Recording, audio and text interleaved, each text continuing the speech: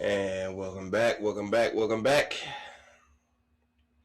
to another episode of Dogs on the Couch, where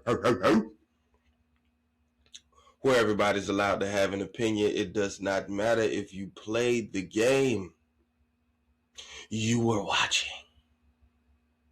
So you're allowed to have an opinion as well. I gotta start making sure that I say this. Please, please, please, please. Like, comment, subscribe. It's greatly appreciated. Okay. Helps put the channel in the algorithm. Also helps get these videos out to more like-minded people who may want to see them. With that being said, let's get into it. I it's hard at this point because I'm really just beating a dead horse. Because they're really, in the grand scheme of things, it's really one underlying issue. It's really one big issue. It's one elephant that's in the room. And, you know, Kenny Atkinson is doing he's doing his absolute best to hold this Cavaliers team back, to prevent this team from being as successful as they could be.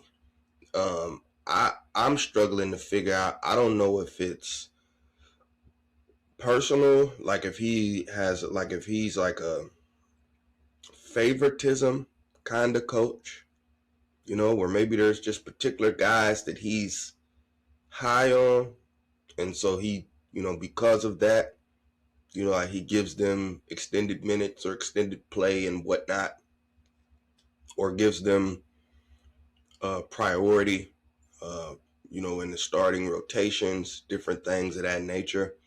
But I've been saying this, and after the primetime Oklahoma City game a couple weeks back, in that video, I pointed out, a couple specifics that I had been saying, and then doubling down on it and saying this could be a problem going forward.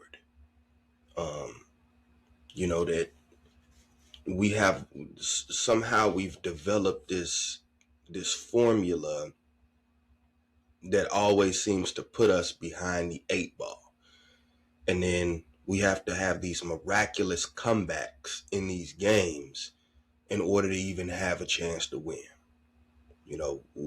Donovan Mitchell and James Harden have to have these phenomenal second halves or fourth quarters in order to keep us, within striking distance of being able to win the game. And in other scenarios with other teams that may be lesser, I feel like you instead of potentially blowing those teams out, Kenny runs some of these weird lineups out there that actually gives the lesser team a much better opportunity to climb back into the game. When you could have, you could have sealed the deal. You could have closed it out. You could be up by 30 and then rest your guys in the fourth quarter.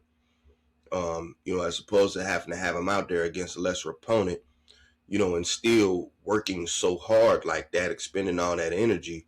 And then next thing what will they have left in the tank come playoffs? And again, God forbid, injuries, because we've been getting bit by the injury bug back to back to back.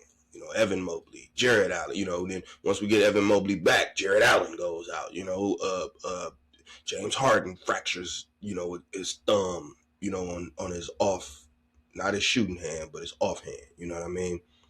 So like we've been getting, Dean Wade's been in and out. I don't really like Dean Wade. But I mean, again, still just the injury bug. You know what I mean? So, I do feel like, we get held back by the person who's supposed to be essentially the leader of the team, which is the head coach.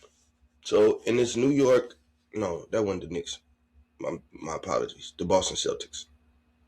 Um, I was thinking of the Knicks because I was watching the Knicks game. I think the Knicks was playing Denver. Um, in the Boston Celtics game, prime time. Yeah, it's the 1 o'clock game or whatever. Charles Barkley and a couple other people. The 1 o'clock game. Is a thing or whatever. I guess whatever. I've seen it in other scenarios that aren't 1 o'clock games. Kenny Atkinson decides to roll out this starting lineup against the Boston Celtics with Jason Tatum. So this isn't even the Boston Celtics without Jason Tatum was scary enough. But then you put what they were doing without Jason Tatum, and then you put that with Jason Tatum now. I mean, it's wild. And in the first game that Jason Tatum came back, he went absolutely ballistic. This, I believe, was his second game back. But the first game he was back, didn't look like he missed a beat once he finally scored the first bucket. Because in the very beginning, it was a little, it was like he couldn't buy a basket, and I think he got a tip dunk. And then after he got that tip dunk, he was all Jason Tatum after that. Sidestepping threes, going to the rack. Like it was full-blown Jason Tatum. It was like, all right, nah, this him. It ain't, you talk about that Achilles all you want to. This him. This is Jason Tatum. So your starting lineup, Kenny Atkinson. My Lord. Donovan Mitchell, James Harden, Sam Merrill, Dean Wade, and Evan Mobley. Now, I'm sorry, I don't know how many, I'm beating a dead horse, but I have to. Why are you starting both Sam Merrill and Dean Wade? Why? Like, Kenny has this belief in Dean Wade that I don't understand where that belief comes from. I don't understand it. It's like there's this belief that Dean Wade is a better defender than what he actually really is. Like, now, don't get me wrong. I'm not saying that Dean Wade isn't a good defender. But what I am saying is this. He's a better defender against post players than he is against ball handling, slashing wing players. He's not good at defending those guys. So like a Jaylen Brown or a Jason Tatum, he not good at defending them types of guys. Or OG Anunoby, or if I could just think of other people, maybe like a DeMar DeRozan. You know what I mean? Like the 6'8", 6'9" wing players who can handle the ball a little bit, get to their spots, or they slashers, that drive to the basket. He's not good at defending those types of players. Now, if it's a guy who focuses mainly on the post. So, like, one of the reasons he's so good at guarding Jalen Brunson is because Jalen Brunson he's more of a crafty guy than he is, like this little fast darting around kind of point guard. That's not what he is. Kendrick Perkins calls him Big Body Brunson. The reason that he calls him Big Body Brunson is because that's the style of play that he has. He uses more of his body to kind of move people out of the way and get to his spots to be able to get his shot off. It's not like he's just, lightning quick. I'm not saying that he's, he doesn't have any quickness, but I'm just saying there are tons of players that are quicker with the ball than he is. You know what I mean? Like, that's not his style at point guard. His style is a methodical style at point guard. You know what I mean? Like, he's not just darting all over the place with the ball. Like, that's not what he's doing. He kind of working you, backing you down, getting to the spot that he want to get to, and then he'll crafty come up with a nice little turnaround jumper or something like that, or up and under, things of that nature. So that's one of the reasons that Dean Wade is so well at guarding a point guard that's like Jalen Brunson. But just because he guard Jalen Brunson, that don't mean he guard every other point guard in the league, because every other point guard in the league don't play the way that Jalen Brunson plays, which is a post-centric type of basketball game. Dean Wade should be used to defend post players, not wings, not guards. Same thing with Sam Merrill. Sam Merrill is just not a good defender at all. He's not a good defender. He's not a good rebounder. Not a good facilitator. Not a playmaker. Doesn't handle the ball too well either. He's one of those guys who get the ball as 1 or 2 dribbles max, and then he's looking to give the ball to somebody else. So when you have the 2 of these guys in the game at the same time, you're automatically putting your team at a defensive disadvantage. You're already at a disadvantage because on the other side, you expecting somehow you're thinking that Sam Merrill and Dean Wade can guard Jalen Brown and Jason Tatum. They can't. They can't even guard. They can't guard Derek White. They can't guard him. So no matter which one of them it is that they're going to be lined up against, they can't guard any of them. They can't. And then when you throw Peyton Pritchard in there, that really dices it up a little bit. Because Sam Merrill can't guard no Peyton Pritchard. He can't do it. And I ain't saying that Peyton Pritchard is the coldest player ever, but he got some game on him. Peyton Pritchard is all right, man. He can hoop. He can play ball. So I'm sorry. Thinking that Dean Wade or Sam Merrill is about to be able to guard Jaylen Brown, Jason Tatum, Derek White, or Peyton Pritchard, they can't do it. They can't do it, man. And Dean Wade ain't fast enough on the rotations where they swing the ball, and you got to run over there to close out with your hand up to contest the three. That's not Dean Wade defensive, what do I want to say? That's not his strong suits. That's not his strong points of defense. That running around, like that's not his strong points of defense. His strong points of defense is being strong enough to be able to hold his ground in the post, and then also being quick enough that when he stops somebody post move, if they try to do something else, he can stay in front of them. Like that's what Dean Wade is good at.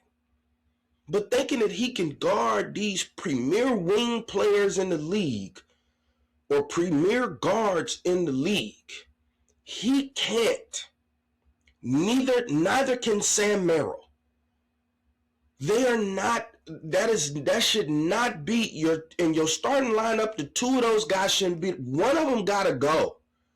One of them gotta get out of the starting lineup, man.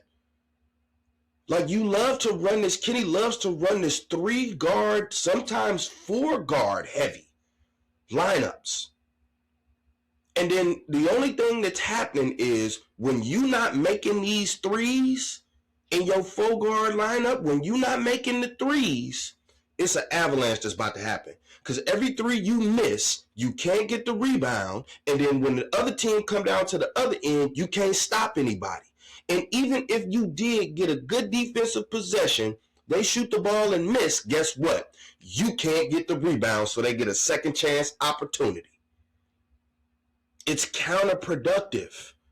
And I'm not understanding. Let me get to what I'm really, really upset about. Jaylen Tyson. Why are we doing this kid like this, man? Kenny, why are you doing Jaylen Tyson like this? That's why I said, do you just like Dean Wade? Are you friends with his parents or something like that? Why do you keep trotting Dean Wade out there like he's somebody spectacular? Like if he was on any other NBA team, he'd be starting. He wouldn't. I don't think he'd start for the Washington Wizards. Why do we keep doing this? Why are we doing this to Jaylen Tyson? What do Jaylen Tyson got to do to be put in the starting lineup and left there? What do he got to do? What do we got to do? He's one of the best perimeter defenders in the league, one of the best 3-point shooters in the league statistically, and he got toughness. He got grit. He got heart. What else do he need to do to be put in the starting lineup and left there? Stop taking them in and out. And then when you do put them in the starting lineup, most of the time you put them in the starting lineup at the 4th spot, which is where he's at a disadvantage. Because Dean Wade is better at guarding post players than Jaylen Tyson is. But the only time you like to start Jaylen Tyson is at the 4th spot, where he guarding big men.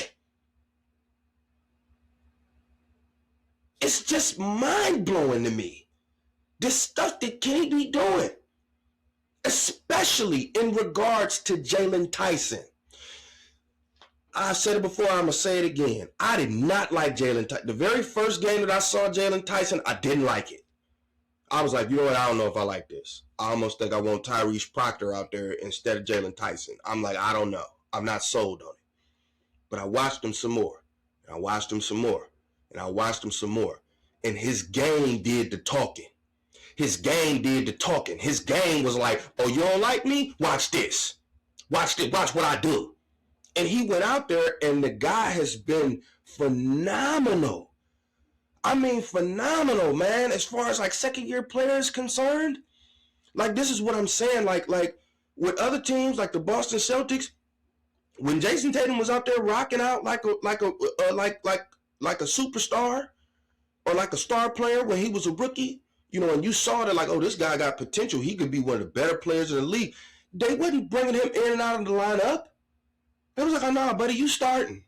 Yeah, you ready to go. Same thing with Jaylen Brown. They didn't waste any time. They weren't backing and forth and in and out. They didn't do that with these guys. When they saw what they saw, they was like, oh, yeah, we need you out on the court. Ain't none of this bringing you off the bench, all this other, then you in the starting lineup sometimes, and then sometimes you're not because we want to put this other guy, because we want to put Gordon Hayward in there. No, eventually they decided, yeah, you know what, Gordon Hayward, yeah, we gonna have to, yeah, bro. I know that was the original plan, but when we got a chance to see Jason Tatum and Jaylen Brown, yeah, we don't get Gordon Hayward. I'm sorry, because what's the name was trying to force Gordon Hayward into the starting lineup, you know, when he had finally come back and all that boo, and it didn't work out. And that's part of the reason, Brad Stevens, that's part of the reason Buddy got moved from the coaching spot, moved up. Because you want to play favors to Gordon Hayward because that was your boy. So you want to play favors with him. No. Jason Tatum, Jaylen Brown. That's what we need to be doing moving forward. So what's so hard about identifying that Jaylen Tyson deserves to be in your starting lineup every night? Forget Dean Wade. Forget Sam Merrill. I'm tired of them. Forget Dean Wade, forget Sam Merrill, because if Sam Merrill ain't knocking down them threes, he's effectively not good on the court. What else is he there to do? What else is he out there doing? He just logging minutes. That's all he doing. And I like Sam Merrill. I do. I like Sam Merrill. I think you need like a Sam Merrill on your team. I think you need a guy like that. You know, and what I would consider one of the more elite knockdown three-point shooters in the league. But the problem is that's the only thing that he brings to the table. That's it. Sort of like Kyle Korver. It's like when he on, he is on and he is flame throwing. But when he's not on, there's really nothing else that he provides. It's really nothing else. There's really nothing else that he does.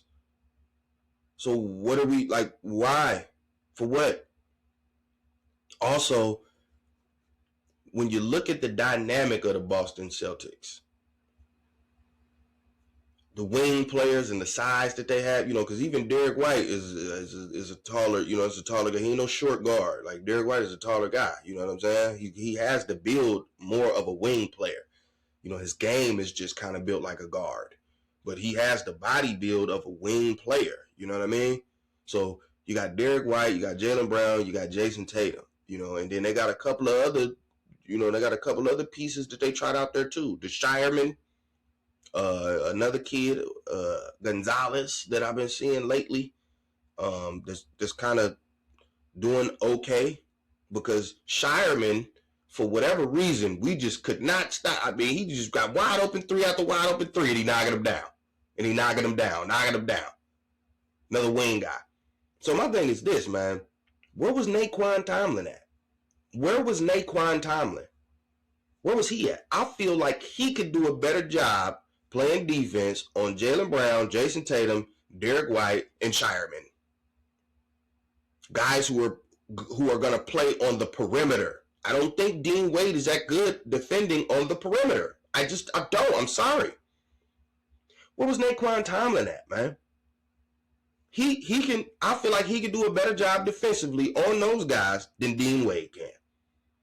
So even if his offense ain't there, like I've said a bunch of times before, if I got Donovan Mitchell and James Harden on the same team, I'm not worried about offense. I'm not worried about getting buckets. They can get buckets. Like they showed you in this game, the second half. Like nobody, we couldn't make a shot, couldn't buy a basket in the first half of the game. Down almost 30 points. Couldn't buy a basket. And then what do you know, between James Harden and Donovan Mitchell, like I've been saying, the next thing you know, they get to playing hero ball, and it kind of brings you back a little bit. So I'm not worried about offense. I'm worried about defense. We need to start stopping these teams from building up these extreme leads like this. Going up 25, 30 points. Kenny, you have the ability to stop that. It wasn't just because y'all couldn't make shots. It was also because you couldn't stop anybody on the other end. And it wasn't because of just the, quote unquote lack of effort, whatever, because I do agree, I think they did come out a little bit lackluster and whatnot. But again, I think part of that could be because you have Dean Wade and Sam Merrill in your starting lineup. You know a person who would bring that fire, that fight, that intensity, that in-your-face attitude. You know a person who would bring that, who would make sure that you start the game off with that fire, with that fight. You know who would do that? Jaylen Tyson. And Kenny. I be wanting to break my TV looking at this crap. Because I be wondering, what do you see? What are you seeing, Kenny? What are you seeing from Dean Wade that tells you he's better in the starting lineup than Jaylen Tyson is? Because I'm sorry, every time I watch Jaylen Tyson play, I be wondering, what was I looking at the very first time that I saw him and said that I didn't like him? What was I looking at? Clearly, my judgment was passed entirely too quick. Because the more I watch that kid play, man, he's great. I absolutely love I went from not liking the kid to absolutely loving Jay. I'm pounding the table for Jaylen Tyson. I love Jaylen Tyson so much, I almost just want the Browns to draft Jordan Tyson just because that's his brother. How much of a fan of Jaylen Tyson I've become. So I'm just trying to figure out, what is Kenny watching? What's going on in his mind? What's making him think that the team is better with Jaylen Tyson coming off the bench?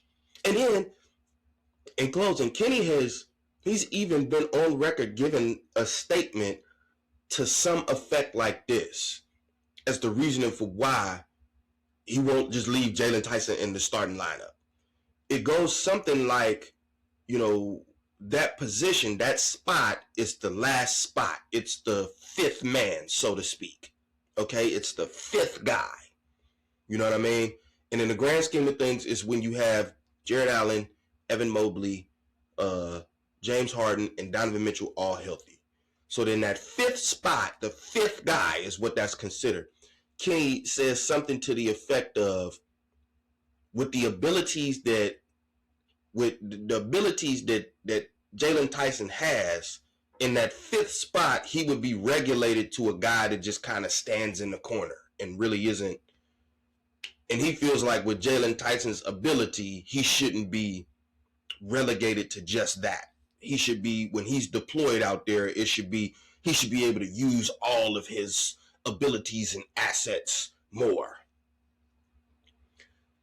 That sounds good. It sound good. It sound good, but it's stupid. It's dumb. Here's why. At one point, especially when we talk about the Denver Nuggets, the Oklahoma City Thunder, these kinds of teams, even the San Antonio Spurs this year. One of the things that they had as far as, the other two teams were winning their championships, and one of the reasons why the Spurs are so good this year, all up and down the lineup, they got guys who could do everything. Guys who can handle the ball, guys who can facilitate a little bit, guys who can shoot. You know what I'm saying? Guys who can defend, guys who can rebound.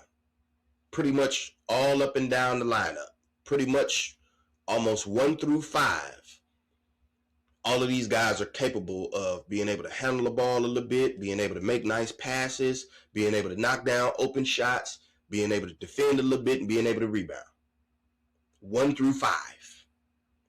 So my thing is this. No, if I can have every position have a guy there that's great at doing everything, why wouldn't I do that? That's like saying, well, I got LeBron James and Dwayne Wade, and Chris Bosh, but you know what? I don't want to have LeBron and Dwayne Wade on the court at the same time. Why wouldn't you? I would want to have them on the court together as much as I possibly can. That's dumb to be like, well, nah, I don't want you out there with them because then you might not be able to. No, that's another threat. That's another threat that has to be paid attention to. So now, when you saying you would rather have Sam Merrill standing in the court instead of Jaylen Tyson, well, here's the thing. As the defense, I know that the only thing Sam Merrill is about to do is shoot that 3 from the corner. I don't have to worry about, well, he got the aspect of he can knock down this open 3, or he could pump fake, drive past me, put the ball on the floor, and then possibly either play make by passing to one of the bigs down here at the basket, or he's a good enough finisher to be able to finish at the basket on his own and possibly get an and one. So that's so much more that you got to be worried about from this guy in the corner than when the only thing that the guy in the corner is there that he's going to do is just going to stand there and then shoot an open 3 if it's there. I don't have to worry about him pump faking, dribble drive past me, make a pocket pass to the big man for an easy dunk, or potentially throw a lob to the big man for an easy dunk, or just take me all the way to the cup and then, roll on whoever the big man is down there and possibly get an and one. And then shrug his shoulders like this because Jaylen Tyson got that dog. He got that dog. He got heart. So I don't know what, I don't know what be going on in Kenny's mind. But if we continue to deploy Sam Merrill and Dean Wade in our starting lineups when we go up against these premier teams that are in the league, who have wing players out the wazoo, your Boston Celtics, your New York Knicks, your Oklahoma City Thunders, if for being whatever reason you would see a San Antonio Spurs, Sam Merrill and Dean Wade both in the starting lineup together, that's not going to cut it. You're not stopping anybody on defense with that. You're not stopping anyone. Kenny, in closing, my man, I am begging you. I'm begging you, Kenny. Stop playing with Jaylen Tyson. Stop playing with him. Put that kid in the starting lineup. And gosh, it'll make me swear. Leave him there. Put him in the starting lineup and freaking leave him there. Leave him there. Leave him in the starting lineup. Jaylen Tyson in the starting lineup gives us the best chance to win against the premier teams in the NBA. Stop playing with that man's name, Kenny. And if you don't, like I've said from the first video that I made about your behind, you need to get out of here. Go see if you can take over as the head coach for the Atlanta Hawks. Then you and Kevin Stefanski can be the best of friends. Because don't neither one of y'all know what y'all doing when it comes to coaching a team. Dogs on the couch, signing off.